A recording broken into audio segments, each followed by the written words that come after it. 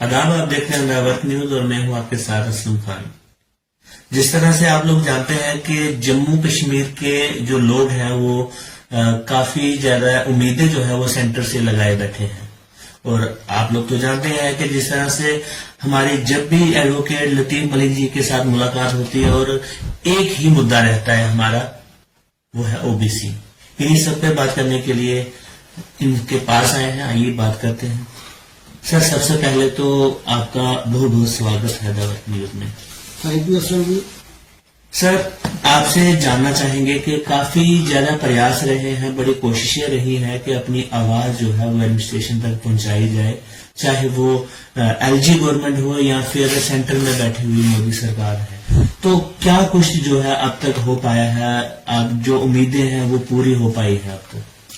देखिए असलम जी, जैसा कि आपको पता ही है कि जम्मू कश्मीर के ओबीसी के साथ आज से नहीं, ये 70 साल से भेदभाव चल रहा था। और जो उनके बुनियादी हकूक थे रिजर्वेशन के, जो लास्टली 1992 की सुप्रीम कोर्ट की जजमेंट के बाद मंडल कमीशन जजमेंट भी कहा जाता है, जिसको इंतसानी जजमेंट थी, जिससे मंडल कमीशन लागू हुआ था और पूरे मुल्क भर में 27% रिजर्वेशन लागू हो गई थी। जम्मू कश्मीर उस वक्त की एक ऐसी स्टेट थी जो अब ड्यूटी है, जहां पे वो रिजर्वेशन का बेनिफिट आज तक लोगों को नहीं मिल पा रहा था। तो जो पुरानी हुकूमतें आती थी, जिसने जम्मू कश्मीर में हुकूमत की, उन्होंने सिर्फ खोखले वादे किए वोट बैंक पॉलिटिक्स के लिए, बट किसी ने भी ओबीसी का दर्द ना समझा, ना उस दर्द को कोई दवाई लगाने की कोशिश की।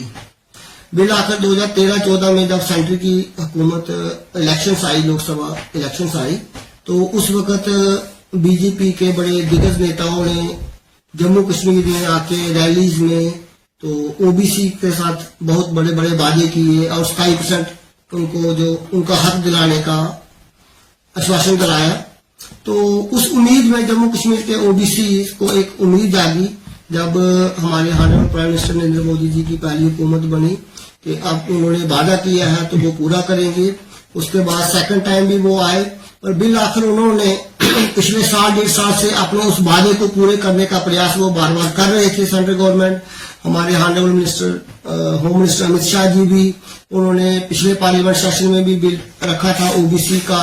बेसिकली हुआ क्या था कि जो साबका हुकूमतें थी जम्मू कश्मीर की, उन्होंने जम्मू कश्मीर में ओबीसी का नॉमिनक्लेचर ही चेंज कर दिया था, उसको अदर सोशल कास्ट ओएससी के नाम से कर रहे थे। तो इसलिए कानूनी लिहाज से सबसे पहले हमारी सेंट्रल गवर्नमेंट ने अब लेटेस्ट जो था पार्लियामेंट सेशन में वो जो नॉमिनक्लेचर चेंज का बिल था उसको पास करके 26 दिसंबर को अल्टीमेटली वो गवर्नमेंट गजट में नोटिफिकेशन लाके उस चीज को लागू कर दिया कि अब ओएससी नहीं, जम्मू कश्मीर में भी ओबीसी का नॉमिनक्लेचर रहेगा। हमारी जो खोई हुई आइडेंटिटी थी वो सेंट्रल गवर्नमेंट ने हमें अभी वापस की है। 26 दिसंबर की उसमें गजट नोटिफिकेशन में आ गई है वो। तो इसलिए हम अपने दिल की गहराइयों से प्राइम मिनिस्टर नरेंद्र मोदी जी का, हमारे होम मिनिस्टर अमित शाह जी का और एलजी साहब का भी शुक्रिया अदा करते हैं कि हमारा जो रिजर्वेशन का जो इश्यू था उसको ट्रैक पे लाने के लिए सबसे पहला कदम जो चाहिए था कि ओएससी से ओबीसी नॉमिनक्लेचर लाना है। जो साबका हुकूमतों ने हमारा नॉमिनक्लेचर ही बदल दिया था, तो वो लाके उन्होंने एक वादा अपना पूरा किया है। तो हमें अभी सेंट्रल गवर्नमेंट से बड़ी उम्मीदें हैं, उम्मीदें वाबस्ता है कि जो 27% रिजर्वेशन जो है, अब जो कानूनी वो था वो उन्होंने ओबीसी जहां पे लाया है, ओएससी का नॉमिनक्लेचर चेंज करके ओबीसी में लाया। तो अब जो 27% रिजर्वेशन का है, हमारी आपके चैनल के माध्यम से बड़ी एक सेंट्रल गवर्नमेंट से, अमित शाह जी से, मोदी साहब से अपील है, एलजी साहब से अपील है कि जल्दी से जल्दी हमारी 27% रिजर्वेशन जो है अब लागू की जाए।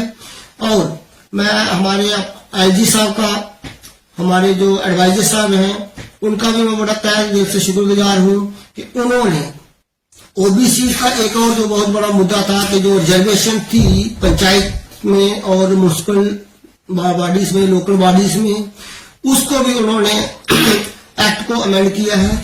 और बड़ी जल्दी हमें उम्मीद है कि आइंदा जो भी इलेक्शंस होंगी रिजर्वेशन जो जम्मू कश्मीर में पंचायती राज के लिए और लोकल बॉडीज के लिए, तो उसमें ओबीसी के लिए जो है वो रिजर्वेशन मिलेगी हमको। जो फर्स्ट टाइम होने जाएगा कि जम्मू कश्मीर में लोकल बॉडी इलेक्शंस में और पंचायती राज में ओबीसी को रिजर्वेशन मिलेगी। पहले ये SC ST को और वुमेन को रिजर्वेशन थी।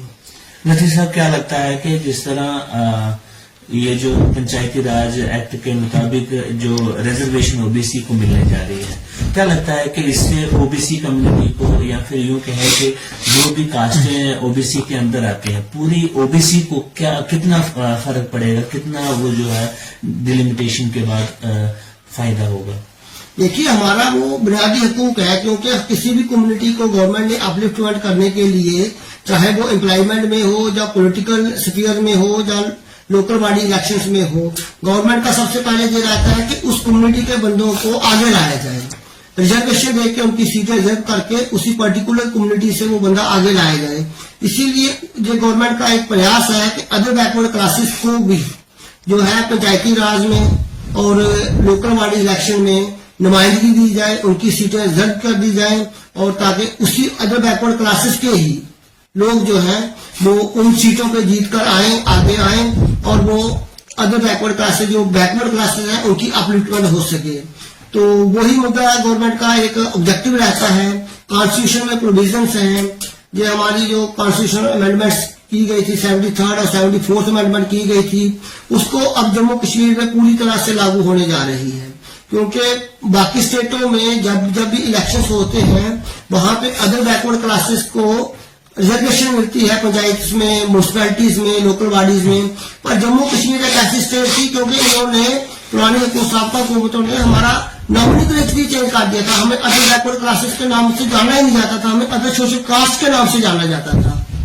और ये तो भी जो है मौजूदा मरकजी सरकार ने लास्ट जो पार्लियामेंट सेशन हुआ है, उसमें बिल पास करके उसको एक्ट बना के गजट में नोटिफाई करके, तो अदर बैकवर्ड क्लासेस का हमारी जो नॉमिनिक्लेचर की पहचान थी, हमें अदर बैकवर्ड क्लासेस में लाया है। और जो कॉन्स्टिट्यूशन में जो टर्म है प्रॉपर अदर बैकवर्ड क्लासेस, वो जो है हमें लाने के बाद ही हमारे एलजी साहब ने जो है अदर बैकवर्ड क्लासेस के लिए रिजर्वेशन जो है देने का फैसला किया है कि उनको पंचायती राज में और म्यूनिसिपैलिटी में दी जाएगी।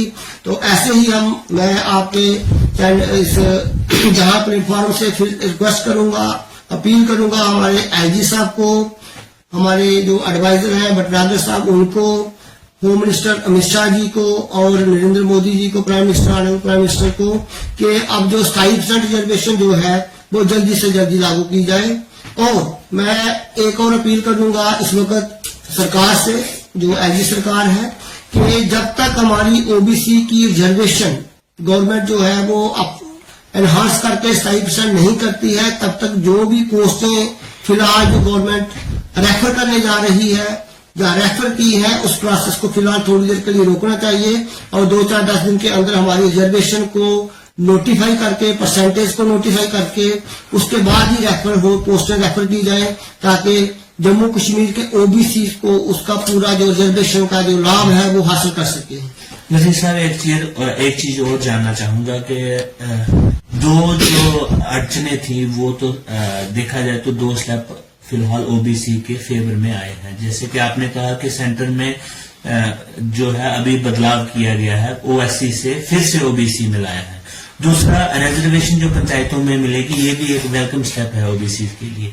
अब इससे नेक्स्ट क्या 27% जो रिजर्वेशन है वो नेक्स्ट है, या फिर इसके बीच में भी कुछ और है?